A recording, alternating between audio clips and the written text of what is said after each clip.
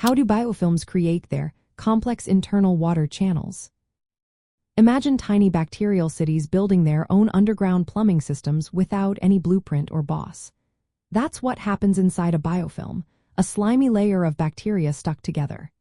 These bacteria produce a sticky matrix called extracellular polymeric substances, or EPS for short.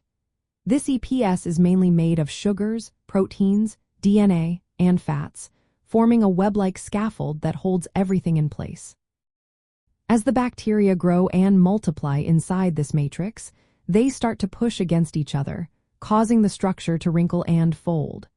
These folds create small pockets and gaps, which naturally turn into water channels. Think of it like a sponge developing tiny tunnels as it expands. The bacteria don't just sit around and wait. They actively control how these channels form. They send out chemical signals called quorum sensing, which tell the bacteria when to produce more EPS or change their behavior. A key molecule involved is called cyclic diguanosine monophosphate, or c-di-GMP. When levels of this molecule rise, bacteria produce more EPS and slow down their movement. This helps stabilize the biofilm and encourages the formation of water channels.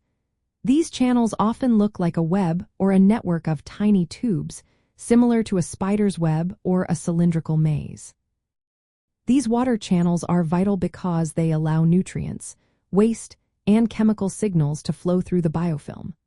Without them, bacteria deep inside would be cut off from food and communication. The channels also help the biofilm survive in tough environments by bringing in fresh water and removing waste. Environmental factors like water flow and shear forces influence how well these channels develop. Gentle water flow encourages the channels to form and stay open, while too little flow can make the biofilm loose and less organized. What's truly wild is that these bacteria build their internal plumbing without any central control. They use chemical signals and physical forces to self-organize into a living network. The wrinkly, web-like structures you see on the surface are the visible signs of this invisible plumbing system working beneath.